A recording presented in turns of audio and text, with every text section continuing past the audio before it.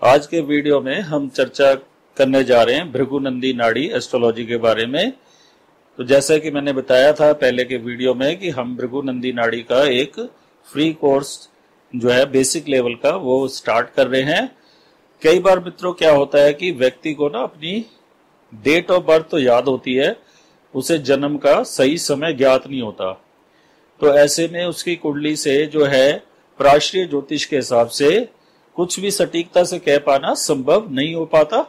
हाँ, प्रश्न कुंडली द्वारा बताया जा सकता है, लेकिन भृगुनंदी नाड़ी में जो है लगन को महत्व नहीं दिया गया। इसमें ग्रहों के कारकत्व के हिसाब से डिफरेंट योग बनते हैं, उन्हीं के आधार पर भविष्यवाणी की जा सकती है। तो हम भृगुनंदी नाड़ी के बारे में आज अभी विस्तार से चर्चा नहीं करेंगे, थोड़ा सा इसका आपको एक बार फील में दिलाना चाहता हूं, ये कैसे काम करती है, क्या होती है। जिसको बेसिक ज्योतिष का, प्राश्रीय ज्योतिष का ज्ञान है, वो इसको बड़े सहजता से समझ पाएगा। अगर आपको ज्योतिष का बेसिक भी ज्ञान है तो भी यह वीडियो आपके लिए है। तो आइए वीडियो को स्टार्ट करते हैं। मैं आचार्य मुकेश गुप्ता ज्योतिष मंत्र चैनल पे आप सभी दर्शकों का हार्दिक स्वागत करता हूं। यदि आपने अभी तक हमारा चैनल सब्सक्राइब नहीं किया है तो चैनल को सब्सक्राइब करें और बेल आइकॉन को प्रेस करना ना भूलें, जिससे आपके पास लेटेस्ट वीडियो की जानकारी आती रहे। मित्रों, भृगुनंदी नाड़ी में योग क्या होते हैं इसके बारे में हम बाद में चर्चा करेंगे। प्राश्रीय ज्योतिष में योग अलग तरह से काम करते हैं। भृगुनंदी नाड़ी में दो ग्रहों के बीच में किस प्रकार के योग होते हैं वो हम नेक्स्ट वीडियो में आपको पूरा एक स्ट्रक्चर वाइज समझाएंगे। आज आपको इसका थोड़ा सा फील दिलाना है। मित्रों, हमें सभी को पता है कि सूर्य हमारी कुंडली में पिता का कारक होता है। मान लीजिए सूर्य और चंद्रमा में कोई योग बन रहा है तो इसके किस प्रकार के फल मिल सकते हैं। चंद्रमा जो है मूवमेंट का कारक है, तो हम कह सकते हैं कि पिता अपने जन्म स्थान से दूर जाके तरक्की करेगा। सूर्य और चंद्रमा के एक साथ होने से, क्योंकि चंद्रमा लिक्विड का भी कारक है, तो पिता का कोई केमिकल का, लिक्विड का व्यापार हो सकता है। सूर्य जो है पिता का कारक है और चंद्रमा जो है पॉलिटिक्स का भी कारक है, क्योंकि फोर्थ हाउस को रिप्रेजेंट करता है। फोर्थ हाउस जो है, जो हमारी कुंडली में फोर्थ हाउस रेजिडेंस का होता है और पॉलिटिक्स के संदर्भ में जो है ये हमारे को पार्लियामेंट के बारे में बताता है। तो पिता एक पॉलिटिकल व्यक्ति हो सकते हैं। चंद्रमा जो है शीघ्र गति से चलने वाला ग्रह, सब ग्रहों में सबसे तेज गति जो है चंद्रमा की है। तो पिता जो है ना हर कार्य में बड़ी जल्दी करते हैं। और चंद्रमा जो है फीमेल प्लेनेट है, सूर्य पिता है, तो जहां पिता कार्य करते हैं उस स्थान पे फीमेल एम्प्लॉइज ज्यादा होंगे। इसमें से सारे फल जैसे मैंने बताया उसी प्रकार नहीं होंगे, क्योंकि अन्य बहुत से फैक्टर काम करते हैं। मैंने तो एक आपको आइडिया के लिए बताया। अब सूर्य और मंगल का योग किस प्रकार के फल दे सकता है। मंगल जो है वो हमारे जो, क्योंकि मंगल जो है मेष राशि का स्वामी है, गुस्से वाला ग्रह है, तो ऐसे में हम कह सकते हैं कि फादर इज शॉर्ट टेम्पर्ड, पिता को बहुत गुस्सा आता है। मंगल टेक्निकल प्लेनेट भी है, तो पिता जो है उनका टेक्नोलॉजी में रुझान ज्यादा होगा। मंगल भूमि का भी कारक है, पिता के पास अपनी जमीन होगी। मंगल जो है आर्म्ड फोर्सेस को भी दिखाता है, मिलिट्री को दिखाता है, पुलिस को दिखाता है, तो पिता इन क्षेत्रों में कार्यरत हो सकते हैं, आर्मी में हो सकते हैं, पुलिस मैन हो सकते हैं। अब बुध को लेते हैं। बुध जो है वो कम्युनिकेशन का कारक है, तो पिता कम्युनिकेशन के फील्ड में हो सकते हैं। डॉक्यूमेंटेशन का कारक है, पिता का कोई जो है स्टेशनरी का काम हो सकता है। बुध को भी भूमि का भी कारक माना गया है भृगुनंदी नाड़ी में, तो पिता के पास अपनी जमीन हो सकती है। और बुध ना हमारी कुंडली में व्यापार का भी कारक होता है, तो पिता का अपना व्यापार हो सकता है। अब इसके बाद हम बृहस्पति को लेते हैं। बृहस्पति ज्ञान का कारक है, बैंकिंग का कारक है, फाइनेंस का कारक है, जो मैनेजमेंट का कारक है। इसको जुडिशरी का भी कारक माना गया है, तो पिता जुडिशरी से जुड़े हुए प्रोफेशन में हो सकते हैं, पिता बैंकिंग सेक्टर में हो सकते हैं, मैनेजमेंट का कोई कोर्स किया हो सकता है, फाइनेंस डिपार्टमेंट में हो सकते हैं, और पिता जो है, क्योंकि गुरु को टीचिंग से भी जोड़ा गया है तो पिता टीचिंग लाइन में भी हो सकते हैं। मैं फिर से रिपीट करूंगा, केवल 2 ग्रहों के युति के आधार पर ही हम फल जो है भविष्य नहीं बता सकते, बहुत सारे फैक्टर काम करते हैं। अभी शुरुआत है, आपको थोड़ा सा इसका आइडिया हो जाए कि लगाने में कितनी सिंपल तरीके से काम करती है। इसमें हमें बहुत ज्यादा प्राश्रय योगों को काम याद करने की जरूरत नहीं है। इसमें योग कैसे बनते हैं ना, वो भी हम आपको समझाएंगे, आपको इसमें रटने की जरूरत नहीं पड़ेगी। इसके बाद हम गुरु के बाद हम शुक्र को लेते हैं। अब सूर्य और शुक्र का अगर साथ बन रहा है तो जो है सूर्य पिता का कारक है, शुक्र जो है विलासिता का कारक है, वो धन का भी कारक है, क्योंकि शुक्र के बिना तो ऐश्वर्य की कल्पना नहीं की जा सकती। जितने भी महंगी चीजें हैं ना, ज्वेलरी है, कैश है, इन सब का कारक शुक्र है। तो सूर्य और शुक्र का साथ होने से पिता के पास संपत्ति अच्छी होगी। पिता अच्छा, शुक्र जो है महंगी चीजों का, जैसे आप कह लो परफ्यूम का, शौकिया चीजों का, इन सब चीजों का कारक है। तो पिता को ना अच्छा दिखने की, अच्छा पहनने की, ब्रांडेड कपड़े पहनने की, इस तरह की आदत होगी। और पिता के पास धन संपत्ति अच्छी मात्रा में होगी, क्योंकि शुक्र के बिना वैभव की कल्पना नहीं की जा सकती। शुक्र फीमेल प्लेनेट है, तो पिता के जीवन में महिलाओं का योगदान ज्यादा होगा।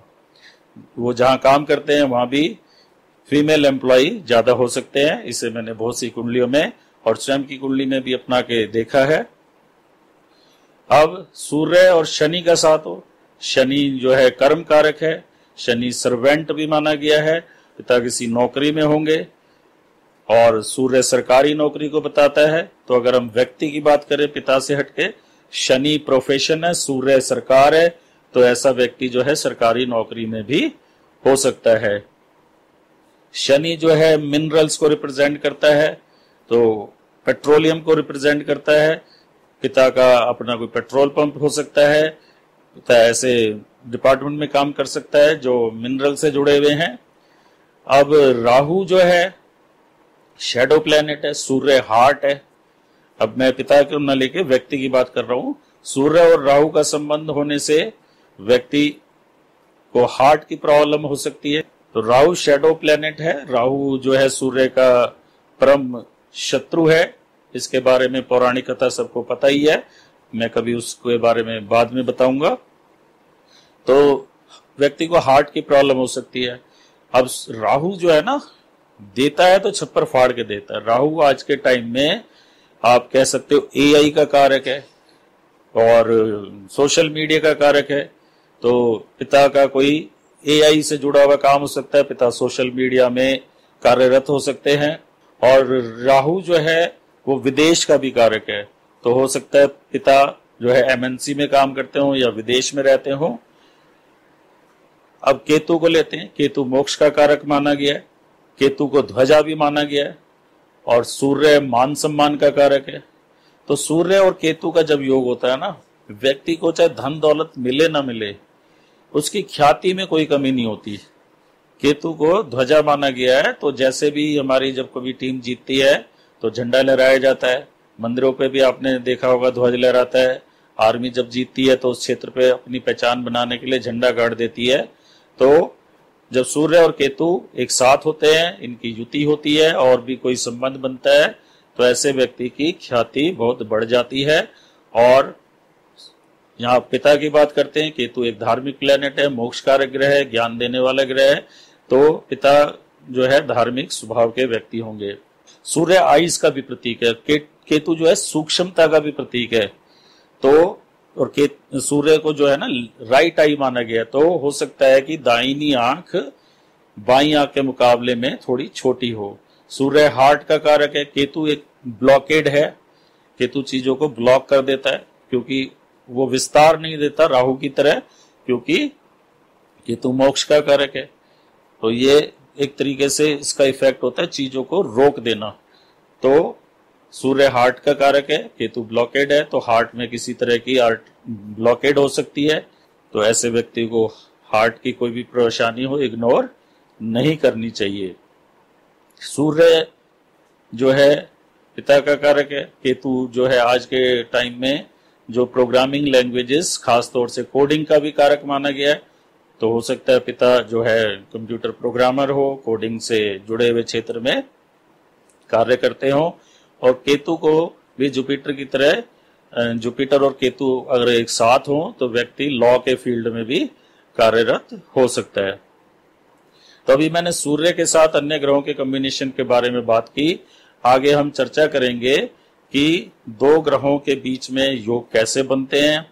फिर ग्रहों के कारकत्व को, आपको जो सिग्निफिकेशन ऑफ प्लैनेट्स है उनको विस्तार से समझने की जरूरत है, क्योंकि इसमें सारा जो है खेल ग्रहों की सिग्निफिकेशन के आधार पे ही चलता है।